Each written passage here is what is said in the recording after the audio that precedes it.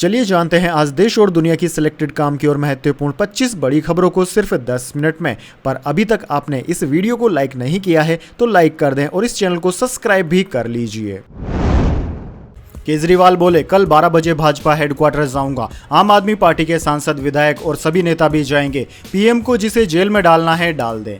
जी हां दोस्तों, दिल्ली के सीएम अरविंद केजरीवाल ने शनिवार को कहा कि भाजपा जेल का खेल नहीं खेले। कल मैं दोपहर 12 बजे अपने बड़े नेताओं के साथ बीजेपी हेडक्वार्टर जा रहा हूं। आपको जिसको जेल में डालना है डाल दीजिए। केजरीवाल ने अपनी बात 2 मिनट 33 सेकंड के वीडियो में रखी। उन्होंने अपने पीए विभव कुमार का जिक्र तो किया, लेकिन पार्टी की सांसद स्वाति मालीवाल पर एक भी शब्द नहीं बोले। उन्होंने कहा कि भाजपा हमें क्रश नहीं कर सकती। आम आदमी पार्टी एक विचार है, आप जितने नेताओं को जेल में डालेंगे उतना हम बढ़ेंगे। आम आदमी पार्टी सांसद स्वाति मालीवाल से मारपीट और बदसलूकी के मामले में केजरीवाल के पीए विभव को शनिवार को पुलिस ने गिरफ्तार कर लिया था। चलिए दोस्तों जान लेते हैं इसके बाद अगली खबर।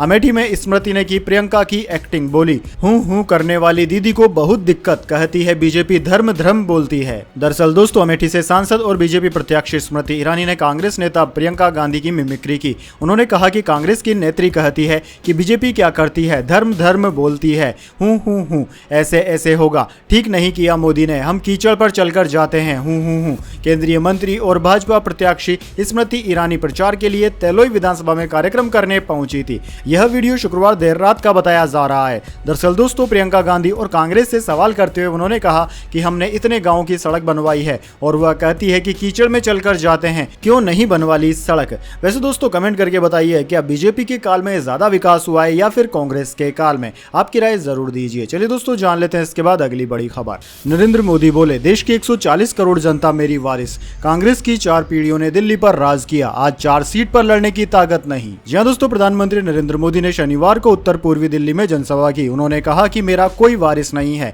देश के 140 करोड़ देशवासी मेरे वारिस हैं। मैं आपके लिए ही दिन रात मेहनत कर रहा हूं, मेरा पल पल आपके लिए है, जनता के सपनों के लिए मेरा जीवन कुर्बान है। पीएम ने कहा कि कांग्रेस की 4 पीढ़ियों ने दिल्ली पर राज किया, लेकिन आज इनमें दिल्ली की 4 सीट पर लड़ने की ताकत नहीं रही। कांग्रेस वहां भी नहीं लड़ पा रही है जहां इनका 10 जनपद का दरबार है।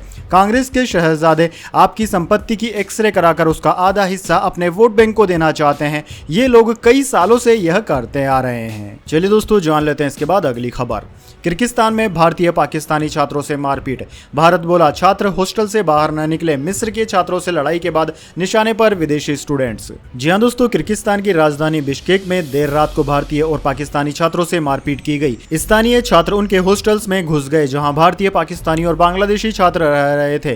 किर्गिस्तान की मीडिया वेबसाइट 24 KG के मुताबिक हिंसा में 29 छात्र घायल हैं। इसी बीच भारतीय विदेश मंत्रालय ने छात्रों से हॉस्टल से बाहर निकलने को मना किया है। वहीं दोस्तों, विदेश मंत्री एस जयशंकर ने ट्वीट कर कहा है कि वे पूरे मामले पर नजर बनाए हुए हैं। छात्रों की सुरक्षा को ध्यान में रखते हुए दूतावास ने 24 घंटे 7 दिन इमरजेंसी सेवा जारी कर दी है। चलिए दोस्तों जान लेते हैं इसके बाद अगली खबर। पतंजलि की दवाओं के लाइसेंस पर लगा बैन हटा। उत्तराखंड सरकार ने 14 प्रोडक्ट्स का लाइसेंस रद्द किया था। कमेटी की रिपोर्ट के बाद आदेश रोका। जी हां दोस्तों, उत्तराखंड सरकार ने अपने उस आदेश पर रोक लगा दी है जिसमें पतंजलि आयुर्वेद और दिव्य फार्मेसी के 14 प्रोडक्ट्स का लाइसेंस रद्द किया गया था। शुक्रवार को राज्य सरकार ने इस आदेश पर अंतरिम स्टे लगा दिया। एक हाई लेवल कमेटी की तरफ से शुरुआती जांच रिपोर्ट पेश करने के बाद सरकार ने अपने आदेश पर रोक लगाई। उत्तराखंड सरकार के आयुष मंत्रालय के सचिव पंकज कुमार पांडे ने एक ऑर्डर में इस बात की जानकारी दी है। वहीं दोस्तों, उत्तराखंड सरकार ने 30 अप्रैल को बाबा रामदेव की पतंजलि आयुर्वेद और दिव्य फार्मेसी के 14 प्रोडक्ट्स के मैन्युफैक्चरिंग लाइसेंस को सस्पेंड कर दिया था। चलिए दोस्तों जान लेते हैं इसके बाद अगली बड़ी खबर। केजरीवाल के पीए विभव कुमार की अग्रिम याचिका हुई खारिज, सुबह गिरफ्तार हुए थे। मेडिकल रिपोर्ट में स्वाति मालीवाल से मारपीट की पुष्टि, चोट के निशान मिले।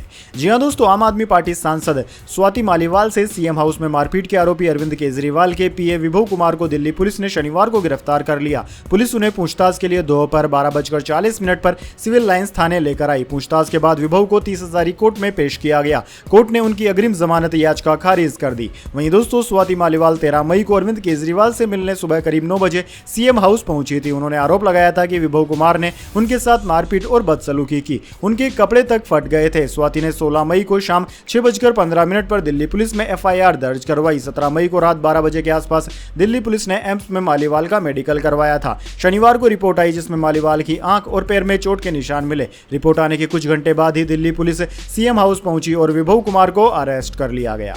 चलिए दोस्तों जान लेते हैं इसके बाद अगली खबर। गाजा में कहर बरपा रही है इजरायली सेना, लेबनान में हिजबुल्लाह के ठिकाने पर भी मिसाइल अटैक। जी हां दोस्तों, संयुक्त राष्ट्र संघ से लेकर अमेरिका तक चौतरफा दबाव दिए जाने के बावजूद इजराइल के जंग को लेकर अपने इरादे मजबूत हैं। वो किसी भी सूरत में हमास को छोड़ने के मूड में नहीं दिख रहा है। लेबनान में हिजबुल्लाह के ठिकाने को मिसाइल अटैक में तबाह करने की तस्वीरें जारी करके IDF ने साफ कर दिया है कि वो अपने दुश्मनों को हर मोर्चे से तबाह करने के ऑपरेशन से पीछे नहीं हटेगा, चाहे उसे किसी भी दिशा में हमला करना हो। इसके अलावा दक्षिणी और उत्तरी गाजा में भी इजराइल सेना कहर बरपा रही है। दक्षिणी गाजा में इजरायली टैंकों की लंबी खेप नजर आई जो वहां हमास के आतंकवादियों को निशाना बनाने का दावा कर रही है। वहीं दोस्तों, इजरायली कार्रवाई की वजह से वहां राहत पहुंचाने वाले ट्रकों की एंट्री भी रुक गई है। पिछले एक हफ्ते से भी ज्यादा समय से दक्षिणी गाजा की दोनों सीमाओं से राहत की कोई खेप नहीं आई है, क्योंकि यहां IDF भीषण हमले कर रहा है। चलिए दोस्तों जान लेते हैं इसके बाद अगली खबर। ताइवान की मदद से भारत बनेगा सेमीकंडक्टर चिप्स का हब।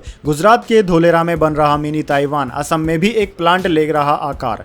जी हां दोस्तों, चीन के बगल में स्थित एक छोटा सा देश ताइवान आज पूरी दुनिया को सेमीकंडक्टर चिप्स की सप्लाई कर रहा है। चिप्स की बढ़ती डिमांड के चलते अब अमेरिका, जापान जैसे देश भी चिप्स प्लांट का तेजी से विस्तार कर रहे हैं। अब इस रेस में भारत भी शामिल हो चुका है। दरअसल दोस्तों, भारत में गुजरात और असम में सेमीकंडक्टर चिप्स के प्लांट तैयार हो रहे हैं। गुजरात में 2 प्लांट बनने हैं, एक साणंद में और दूसरा धोलेरा में। तीसरा प्लांट असम में बनाया जाएगा। धोलेरा का प्लांट तो ताइवान की मदद से ही तैयार किया जा रहा है। इन प्लांट्स के तैयार हो जाने के बाद देश के इंजीनियर्स को भारत से बाहर नहीं जाना पड़ेगा। वहीं इस समय ताइवान की चिप इंडस्ट्री में इंजीनियर्स की भारी कमी है और ताइवान की जरूरत को भारत के इंजीनियर्स पूरा कर रहे हैं।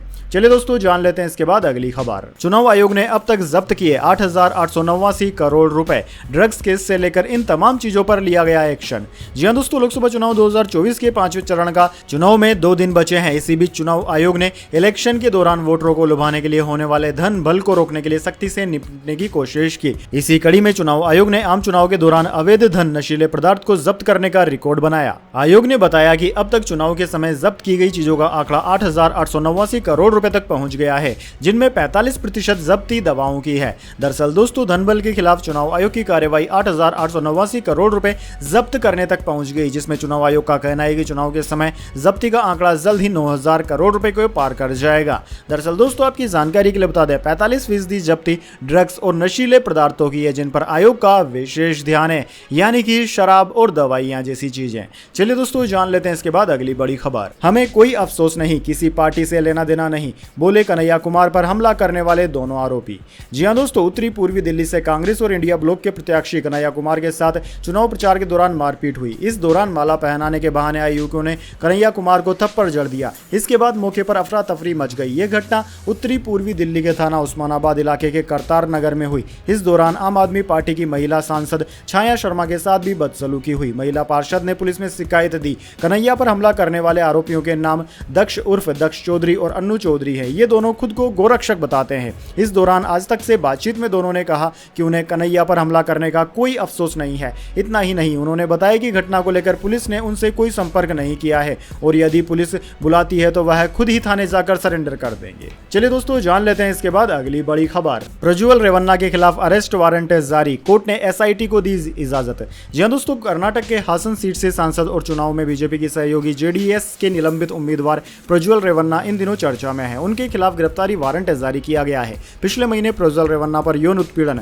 उनके सैकड़ों वीडियो रिकॉर्ड करने, धमकाने और साजिश रचने के आरोप हैं। रेवन्ना से जुड़े कई वायरल वीडियो सामने आने के बाद से मामले ने तूल पकड़ लिया। वहीं दोस्तों, इंडिया टुडे की रिपोर्ट के मुताबिक निलंबित जनता दल सेक्युलर नेता प्रज्वल रेवन्ना के खिलाफ गिरफ्तारी वारंट जारी किया गया है। जहां कर्नाटक की SIT ने कोर्ट का दरवाजा खटखटाया था और प्रज्वल रेवन्ना के खिलाफ गिरफ्तारी वारंट जारी करने की अनुमति मांगी थी। चलिए दोस्तों जान लेते हैं इसके बाद अगली खबर। MP समेत 9 राज्यों में 5 दिन तक हीट वेव चलेगी। यूपी के आगरा में तापमान 47 डिग्री पहुंचा। केरल, तमिलनाडु में भारी बारिश की चेतावनी। जी हां दोस्तों, देश में गर्मी का असर तेज हो गया है। मौसम विज्ञान विभाग ने 5 दिन तक दिल्ली समेत 9 राज्यों में हीट वेव का अलर्ट जारी किया है। इनमें राजस्थान, हरियाणा, पंजाब, उत्तर प्रदेश, मध्य प्रदेश, गुजरात, बिहार और पश्चिम बंगाल शामिल हैं। इन राज्यों में तापमान भी लगातार बढ़ोतरी में है। शुक्रवार को इन राज्यों के कई शहरों में तापमान 43 से 46 डिग्री के बीच रिकॉर्ड किया गया। दोस्तों, सबसे ज्यादा उत्तर प्रदेश के आगरा में पारा 46.9 डिग्री डिग्री रिकॉर्ड किया गया। इसके अलावा उड़ीसा, झारखंड, गोवा, असम और त्रिपुरा में आज उमस भरी गर्मी का अनुमान जारी किया गया है। इसके अलावा दोस्तों दक्षिणी भारत के राज्यों में तेज बारिश का अलर्ट जारी है। मौसम विभाग के मुताबिक आज से 5 दिन तक तमिलनाडु, केरल, पुडुचेरी में भारी बारिश का दौर रहेगा। वहीं कर्नाटक में 2 दिन बाद यानी कि 20 मई से तेज बारिश की संभावना बनेगी।